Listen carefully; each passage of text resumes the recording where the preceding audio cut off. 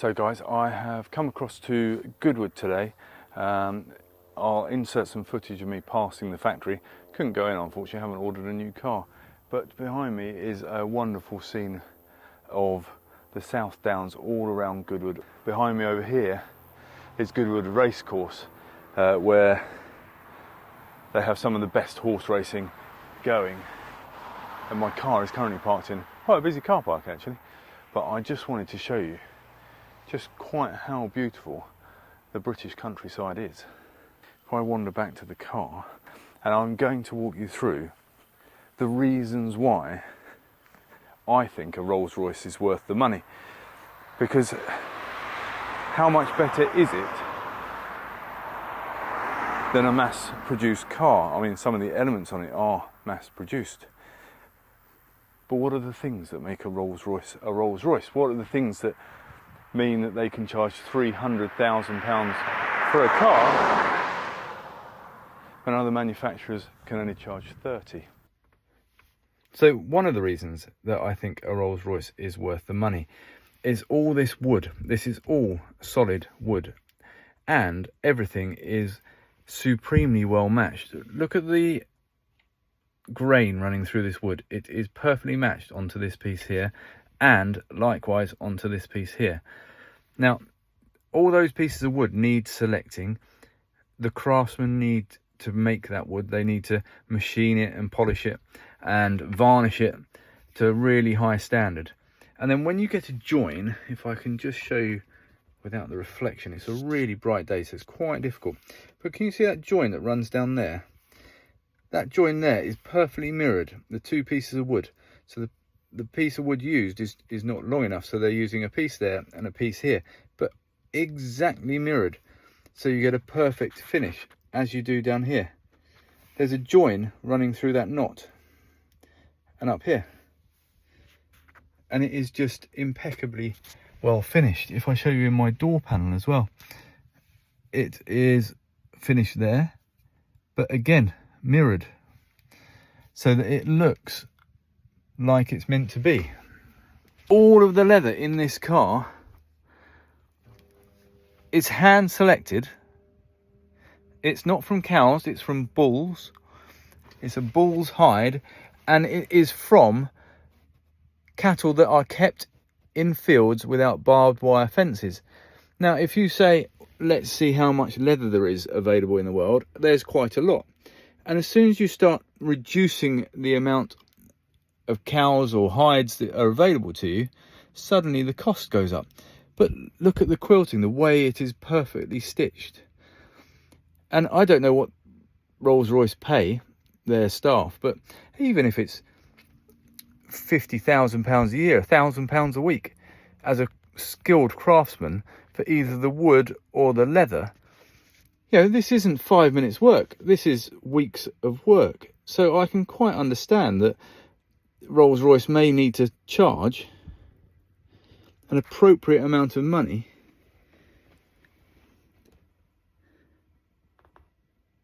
for the expertise and the craftsmanship that goes into making one of their cars. I mean, everything, even those little switches, which is unusual actually to find something out of a BMW, but I think those switches probably are.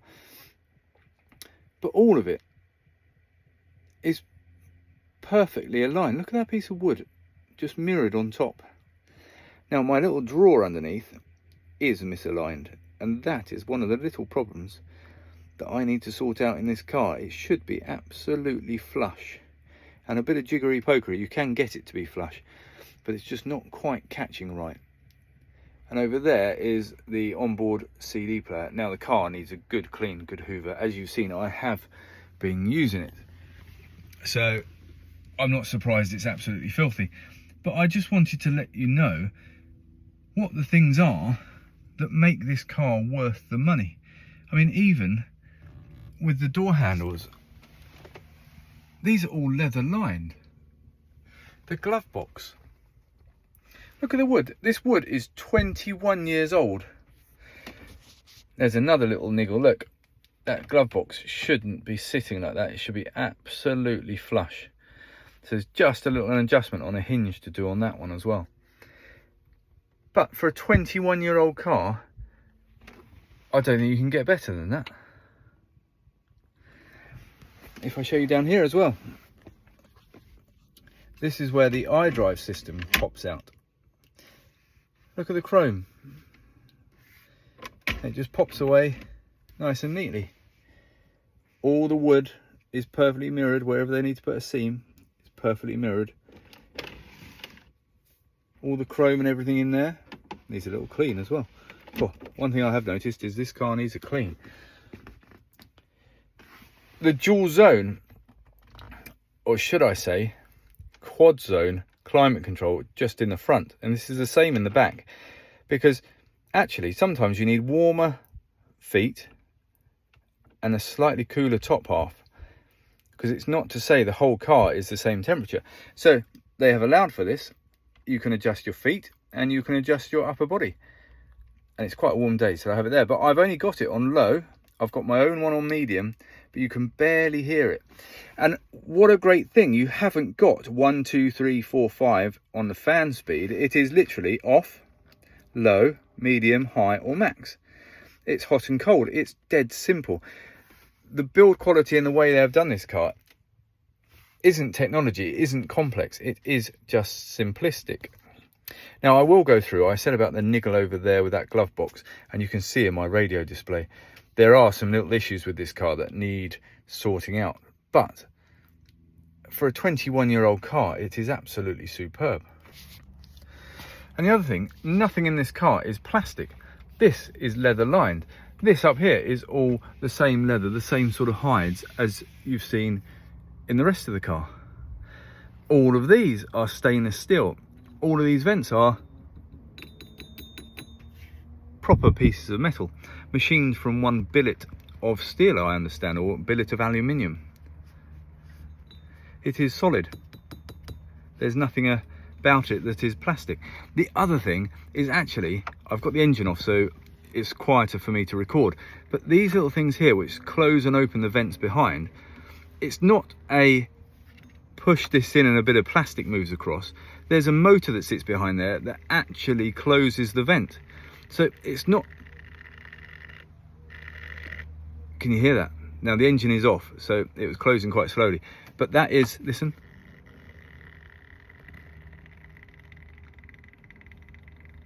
There you are, you hear that creak.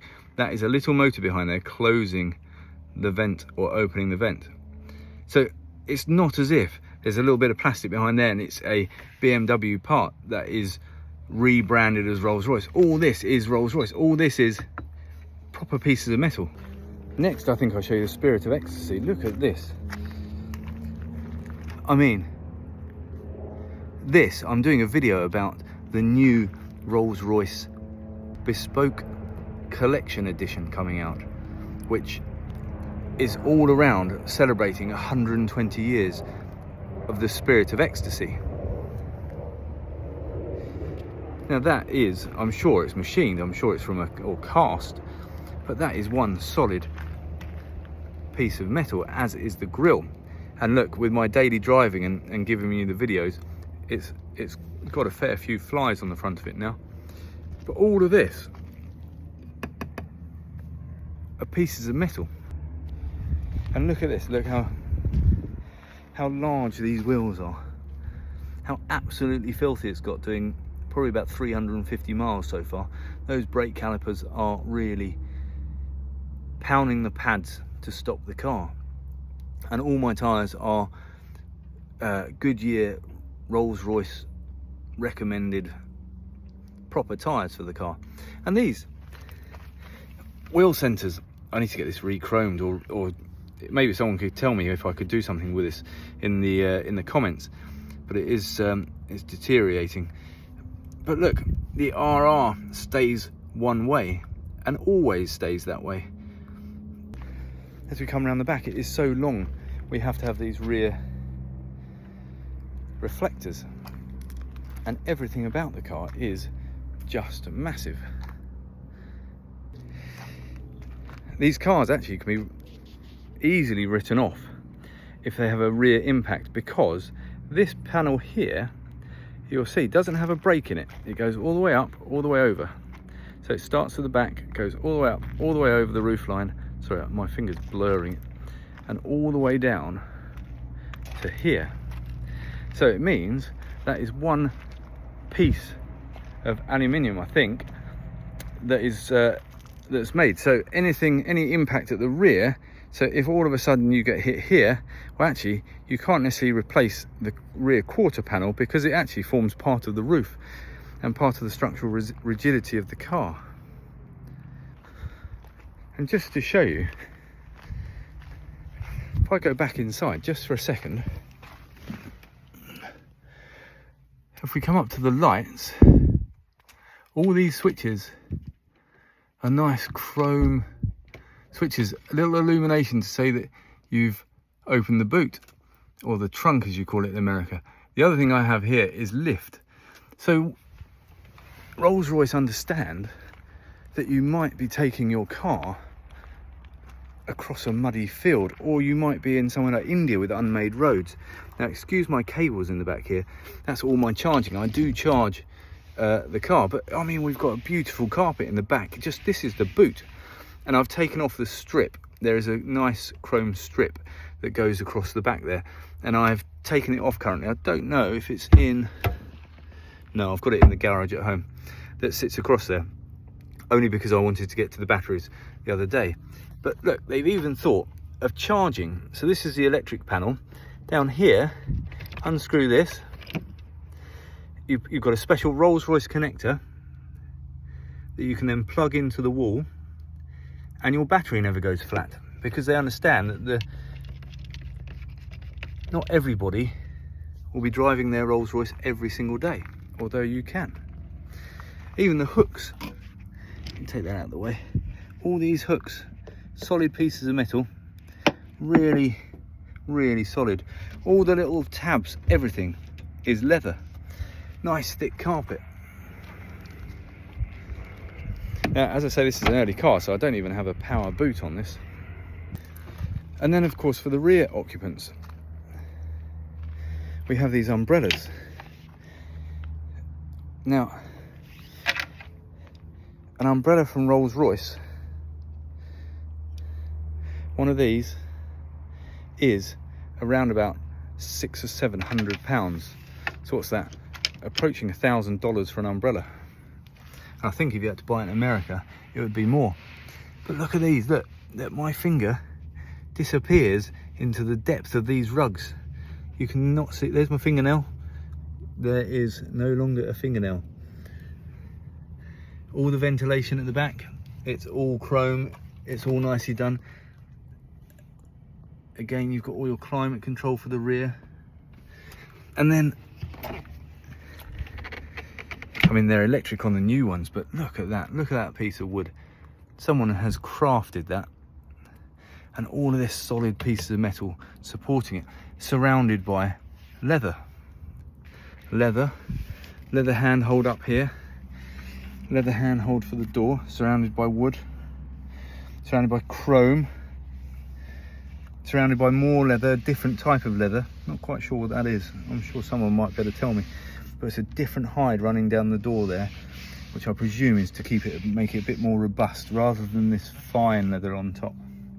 And they just look like really, really comfortable armchairs. It was a bit of a quick video today. I just wanted to share with you some of the reasons why I think Rolls-Royce costs the money they do. And there's so many hidden little gems that as we go through these sorts of videos, I'll try and point them out.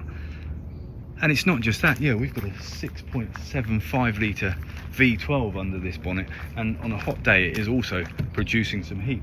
But even these little chrome strips you see along the bonnet, 3 of them, the front reflector, everything about it is just larger than life. So if you have to produce 2 family saloons, well, there's double the cost already, because it's 45 feet long. But I just wanted to share with you some really good things about the craftsmanship that goes into these, especially whilst I'm just down the road from the factory. So, thanks for watching. Please like and subscribe, and I'll see you in the next video.